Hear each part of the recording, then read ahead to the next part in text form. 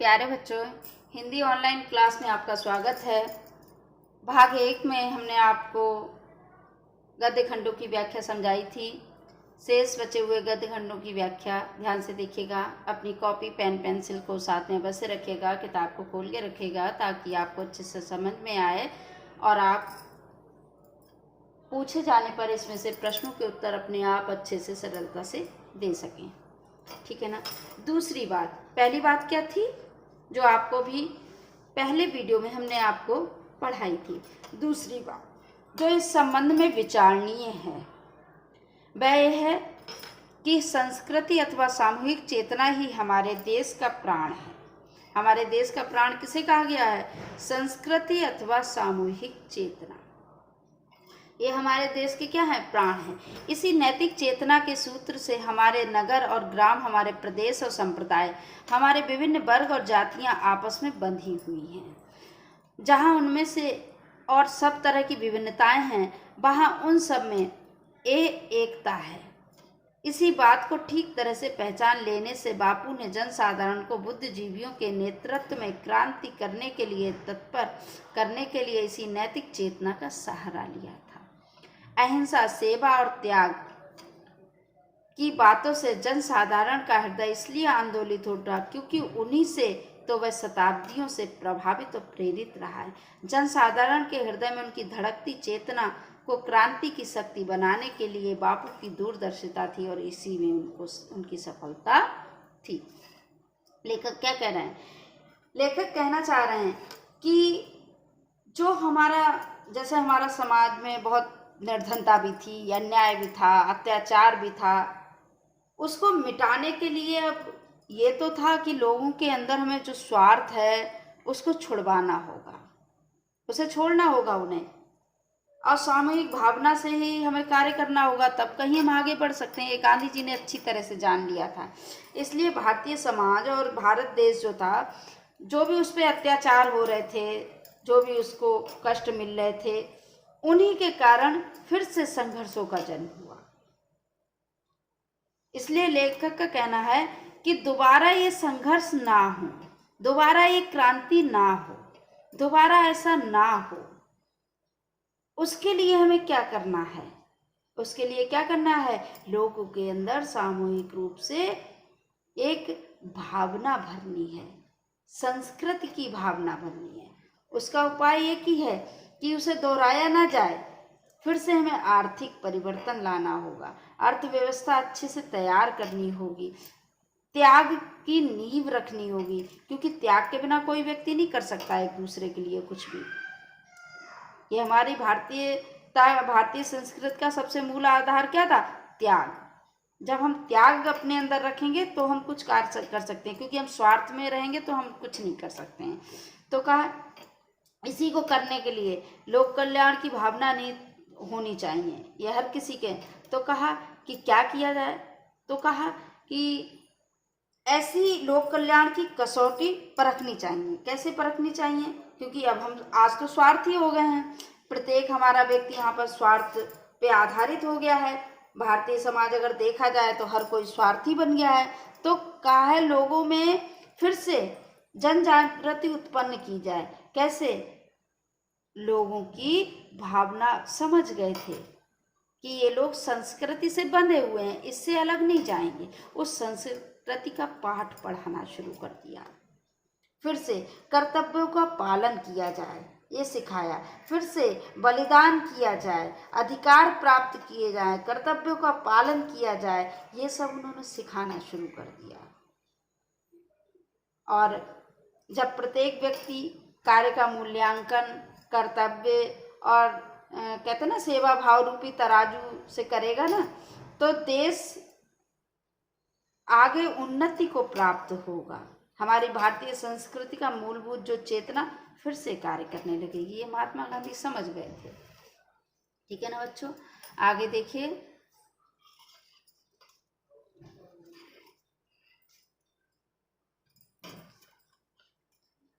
मैं तो यही समझता हूँ कि यदि हमें अपने समाज और देश में उन सब अन्यायों और अत्याचारों की पुनरावृत्ति नहीं करनी है जिनके द्वारा आज हम अपने सारे संघर्ष उत्पन्न होते हैं, तो हमें अपनी ऐतिहासिक नैतिक चेतना या संस्कृति के आधार पर ही अपनी आर्थिक व्यवस्था बनानी चाहिए।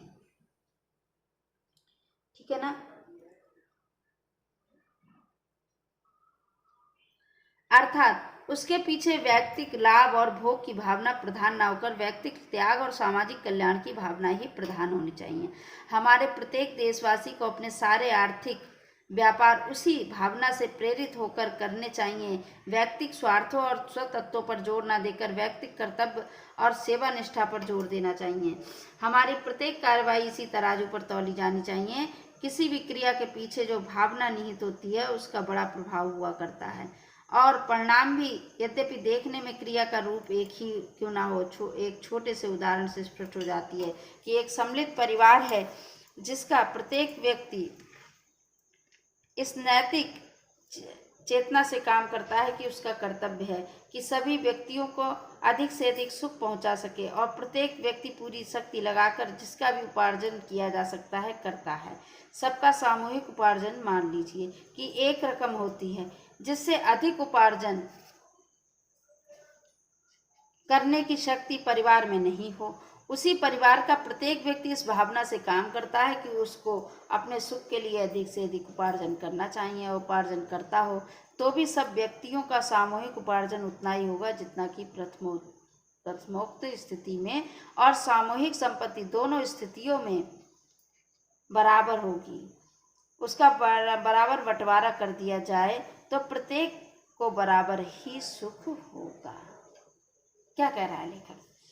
लेखक कहता है कि यदि हम वास्तव में हमको आगे बढ़ना है तो हमें त्याग तो करना ही पड़ेगा। ठीक है ना। और त्याग करके अगर हम देखे जाए कि जैसे एक व्यक्ति है, परिवार को चलाने के लिए अपना कर्तव्य कर रहा है और कर्तव्य की भावना से वो अपना कार्य कर रहा है, जो भी जीविका के लिए साधन उसका है पूरी शक्ति से उसमें उपार्जन कर रहा है। ठीक है, पैदा कर रहा है। तो कहा है कि हर व्यक्ति अगर उसमें उपार्जन करने लगे अपने सुख के लिए तो स्थिति वही होगी। अगर बंटवारा भी कर दिया जाए तो बराबर ही सुख प्राप्त होगा। इसलिए इन दोनों स्थितियों में बहुत बड़ा अंतर ये पड़ जाएगा कि पहली स्थिति में संघर्ष का कोई भय नहीं, क्योंकि कोई केवल अपने लिए कुछ नहीं कर रहा, दूसरों के संघर्ष करना। अब क्या है कि उसमें सिर्फ ये बताया है, फर्क कोई नहीं पड़ेगा। फर्क क्या पड़ेगा कि पहली स्थिति जो थी कि एक व्यक्ति उपार्जन कर रहा है और सबका पेट भर रहा है, तो उसमें कोई संघर्ष की आवश्यकता नहीं है। दूसरी स्थिति में संघर्ष हो जाएगा क्योंकि हर कोई अपने लिए कर रहा है। ठीक है ना, प्रत्येक अपने लिए ही कर रहा है। हम समझते हैं कि हमारी संस्कृति का तकाजा है कि पहली स्थिति में हम अपने को लाएं, और यदि संसार का संघर्ष मिटाना है तो उसी भावना को सर्वमान्य बनाना पड़ेगा। हर किसी के अंदर उस भावना को लाना पड़ेगा हमें, तब ऐसा नहीं होता। संघर्ष चाहे वह व्यक्ति व्यक्ति के बीच हो, चाहे देश देश के बीच हो, वर्तमान ही रहेगा ही। ठीक है ना। आगे देखिए, ये इम्पोर्टेंट पैराग्राफ है आपके बोर्ड के लिए, ध्यान से सुनेंगे और पढ़ेंगे। क्या कहा है कि आज विज्ञान मनुष्य के हाथों में अद्भुत और अतुल शक्ति दे रहा है। उसका उपयोग एक व्यक्ति और समूह के उत्कर्ष और दूसरे व्यक्ति और समूह के गिराने में ही होता ही रहेगा। इसलिए हमें उस भावना को जागृत रखना है, और उसे जागृत रखने के लिए कुछ ऐसे साधनों को भी हाथ में रखना होगा जो उस अहिंसात्मक त्याग भावना को प्रोत्साहित करे और भोग भावना को दबाए रखे। नैतिक अंकुश के बिना शक्ति मानव के लिए हितकर नहीं होती।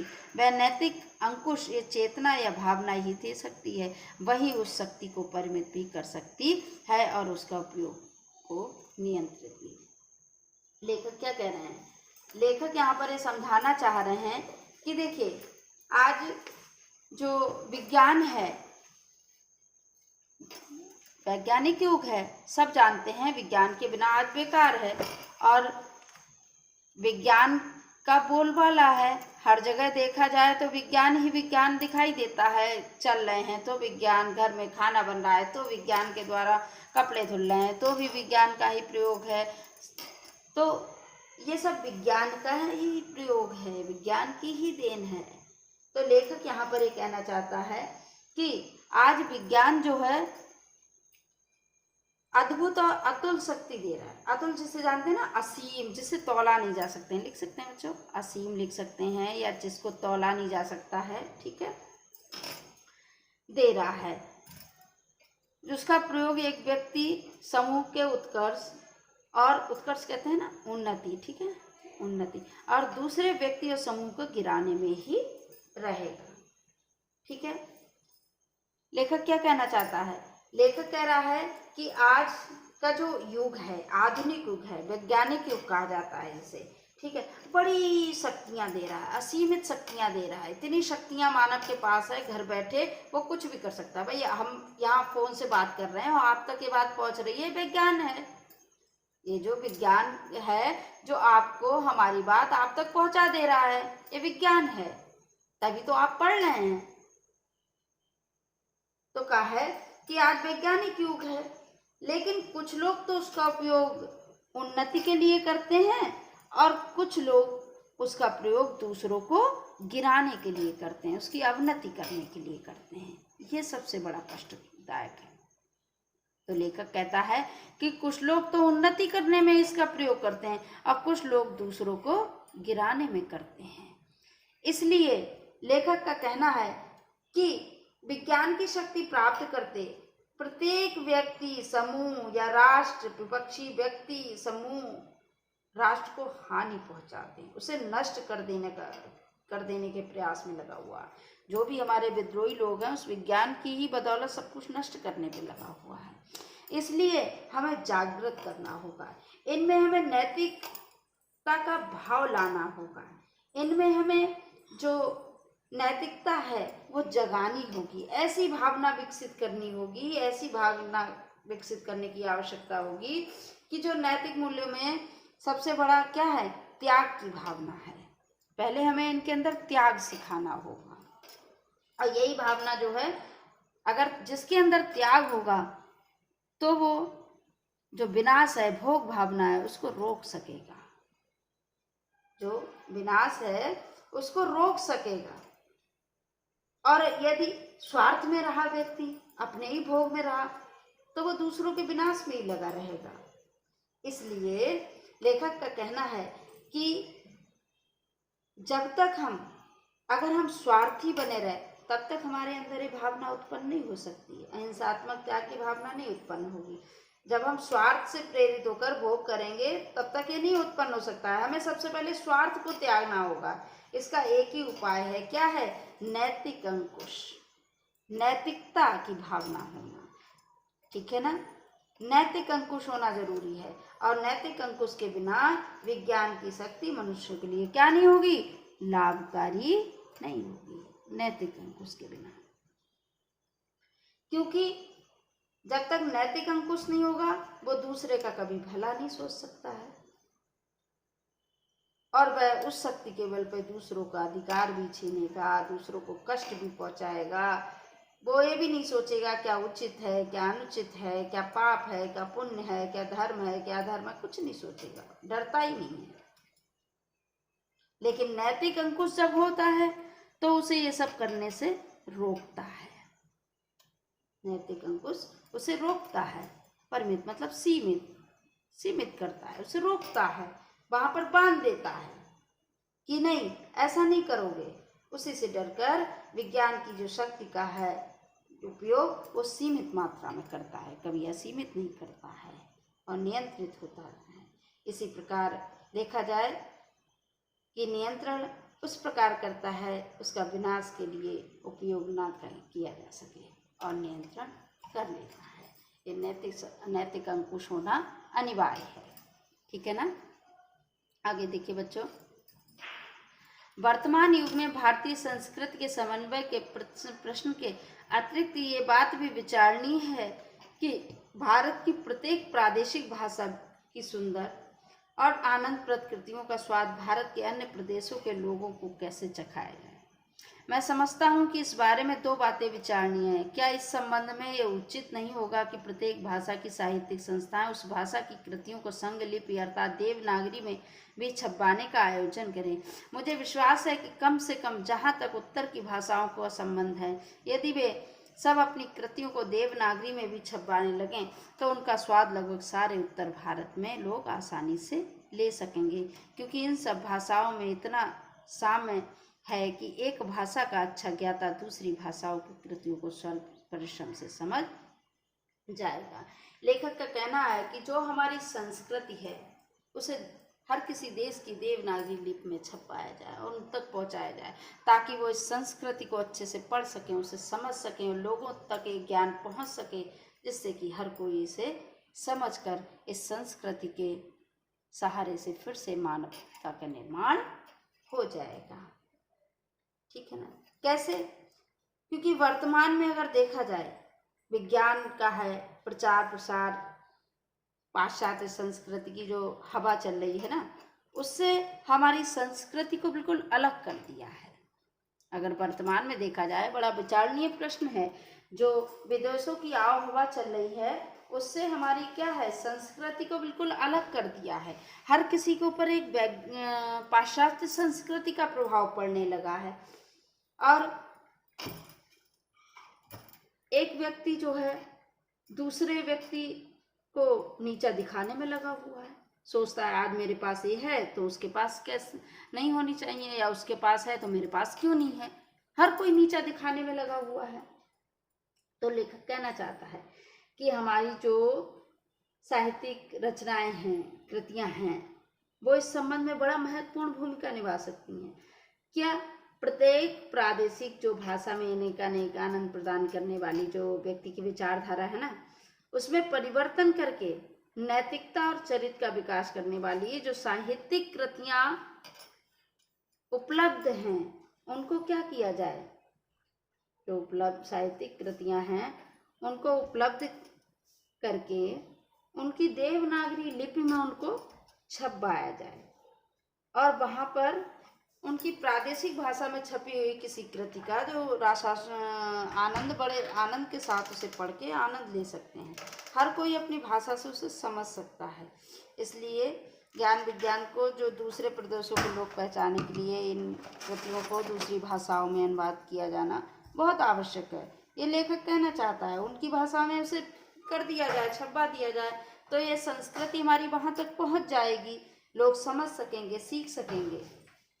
तो कहा है कि यही सुझाव देना चाहते हैं लेखक कि भारत की जो राष्ट्रभाषा हिंदी की देवनागरी लिपि में अनुवाद करने में कोई समस्या नहीं, इसलिए देवनागरी लिपि में अनुवाद करने का सुझाव देने के पीछे लेखक का यही कहना है कि जो भारत के प्रत्येक भाषाभाषी को राष्ट्रभाषा हिंदी का ज्ञान अवश्य हो और उसे पढ़ें और उसमें छपवा कर हम जब दूसरी जगह भी भेजेंगे तो उसको समझ सकते हैं और उसका ज्ञान भी प्राप्त कर सकते हैं। इसलिए देवनागरी में ही वो रचनाएं छप के वहाँ तक पहुँचें। ठीक है। दूसरी बात यह है कि ऐसी संस्था की स्थापना की जाए जो इन भाषाओं में आदान प्रदान का सिलसिला अनुवाद द्वारा आरंभ करें। यदि सब भारतीय भाषाओं का प्रतिनिधित्व करने वाला सांस्कृतिक संगम स्थापित हो जाता है तो इस बारे में बड़ी सहूलियत होगी। साथ ही वे संगम साहित्य को प्रोत्साहन भी प्रदान कर सकेगा और अच्छे साहित्य के स्तर के निर्धारण और सृजन करने में पर्याप्त अच्छा कार्य कर सकेगा। साहित्य संस्कृति का एक व्यक्त रूप है। उसके दूसरे रूप गान, नृत्य, चित्रकला, वास्तुकला, मूर्तिकला इत्यादि में देखे जाते हैं। भारत अपनी एक सूत्रता इन सब कलाओं द्वारा प्रदर्शित करता आया है। वास्तव में हमारे भारत में, हमारे इस देश में विभिन्नता होते हुए हर प्रकार की वेशभूषा, खान पान, हर चीज़ में विभिन्नता है, लेकिन फिर भी एकता स्थापित करते हुए हमारा भारत आज आगे बढ़ रहा है अपनी संस्कृति के साथ। यहाँ की संस्कृति को नष्ट करने का बहुत प्रयत्न किया लेकिन फिर भी कोई नहीं कर सका है। इन सब विषयों पर हमको इस प्रतिज्ञा को ध्यान में रखकर विचार करना है जो एक भवन में शाहजहां ने उसके निर्माण के पश्चात खुतबा दी थी, गर्व से के साथ खुतबा दिया था। गर फिरदौस बर रुए जमीनस्त, हम ही हंसतो, हम ही हंसतो, हम ही हंसतो। यदि पृथ्वी पर कहीं स्वर्ग है तो यही है, यही है, यही है, यहाँ ही है। ठीक है, ये स्वप्न तभी सत्य होगा और पृथ्वी पर स्वर्ग तभी स्थापित होगा जब अहिंसा, सत्य और सेवा का आदर्श सारे भूमंडल में मानव जीवन को मुख्य आधार और प्रधान प्रेरक शक्ति हो गया होगा। अर्थात लेखक का कहना है, यही लेखक चाहता है कि हमारे भारतीय संस्कृति का जो मूल आधार है त्याग, सेवा, अहिंसा, उसको सभी को अपनाना होगा और अपनाकर अपनी संस्कृति को साथ में लेके हमें आगे बढ़ना होगा। हमें हर तरह से द्वेष भाव, लड़ाई झगड़े उनको मिटाना होगा। किसी भी धर्म जाति में पढ़कर, राजनीति में पढ़कर हमें अपनी संस्कृति को नहीं खोना है, हमें आगे बढ़ना है, क्योंकि यही भारत है, यहाँ पर स्वर्ग है, स्वर्ग से सुंदर है हमारा देश, इसलिए हमें आगे इसे उन्नति की रास्ते पर, उन्नति के शिखर पर ले जाना है। धन्यवाद बच्चों। अगले वीडियो में हम आपको इसके प्रश्नोत्तर बताएंगे गद्यांश पे आधारित। तब तक के लिए आप व्याख्या को सुने और पढ़ें। धन्यवाद।